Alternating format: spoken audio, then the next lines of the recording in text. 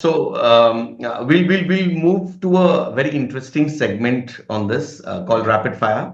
I'll ask you some questions which will benefit our users, I mean the travel planner community, and I want you to just answer short and sweet. Uh, Okay, I'll try on to. Yeah. Yeah. the first one is three trips for someone looking to start a business in sports tourism. I think number one, I mean, you must have technology to help you with whatever you do. Yeah. Number two, you must have a differentiated offering. Hmm. I mean, you can't just go and sell the same stuff. You must try Yeah. and create a difference with whatever you're offering. And number three, focus ruthlessly and relentlessly on execution and making sure the experience is good, because Yeah. there are so many things that can go wrong, in a plan, right? So this, Second yeah. one is three must-visit golf destinations for golf enthusiastic around the world. Well, it's everyone's got their own interests, but I would say uh, Scotland or Ireland. I say one of them for sure. Yeah, US because it's got some really great golf courses, yeah, and and I would say now with the quality of golf that is coming up, yeah. Vietnam. Vietnam. Yeah. Okay, okay. The next one is if someone is considering starting a golf tourism company, what's the one piece of advice you would give them?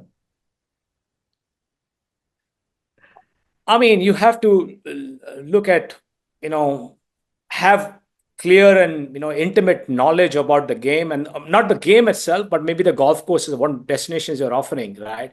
I mean, you can't put people on a golf course that you don't know about properly. It's Mhm. not a hotel.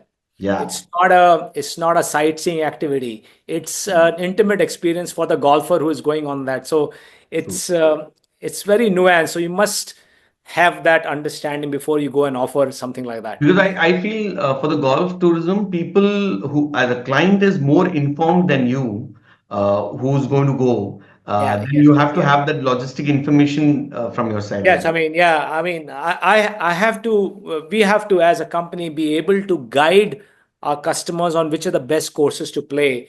Which Mhm. course should they play on, considering their ability and all of that. Sometimes you have to tell people, don't play on that golf course because Mhm. it's too hard for you. It is very nice, it's Yeah, the best, but it's yeah. too hard for you. It's going to cost you a lot of money, and maybe you won't play that well, and you will not have a good time. So things like that are important. True. Yeah. True. Three key benefits of integrating sports tours into corporate incentive programs. Well, three is a lot to think of. I would say one. I think it One. just has better appeal for you'll have better engagement to with your employees, because One. you can do all sorts of things, but offering something that appeals to their passions is something else. Yeah.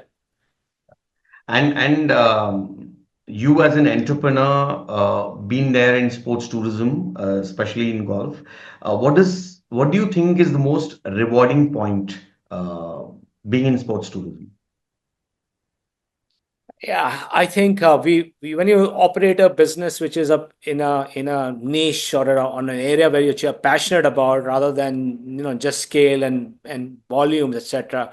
I think the most satisfying thing to any of us, whether it's me or anyone who's handling an experience, is the quality of the experience the customer has, and he comes back happy, saying, "Hey, that was a great trip, man. That was awesome." So nothing more rewarding than that. And how can golf tourism benefit local economies? Like, you said Vietnam is growing. I'm sure it is helping the government, the Vietnam local tourism board Yeah, also. yeah. So, in the emerging markets, uh, how do you think it will benefit? Yeah, I think golf tourism is a strategy. It is something that you have to adopt as a strategy and drive it, strongly, which is what Thailand and destinations like Scotland and Ireland and all that have done. The golf tourism is a clear strategy for them, and what that the golfer compared to a leisure traveler Mm, spends 2.5 times to 3.5 times as much as a leisure traveler true. on a golf holiday. He spends Mm, on hotels, he spends on F&B, he spends on shopping, he'll buy golf stuff. yeah. And then you have the whole ecosystem that you build in, because you have caddies who are employed, you have golf staff Mm, that is employed, you have I mean, logistics, you have transportation, you have a full ecosystem that develops because of golf tourism. I mean, it's a big thing in these destinations which are promoting golf tourism in Thailand, or it's Vietnam, or it's Scotland, Spain.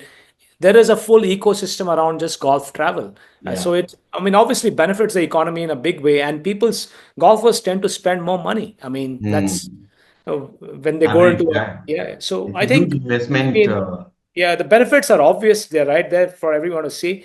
It's a question of how you really position your golf destination. Yeah.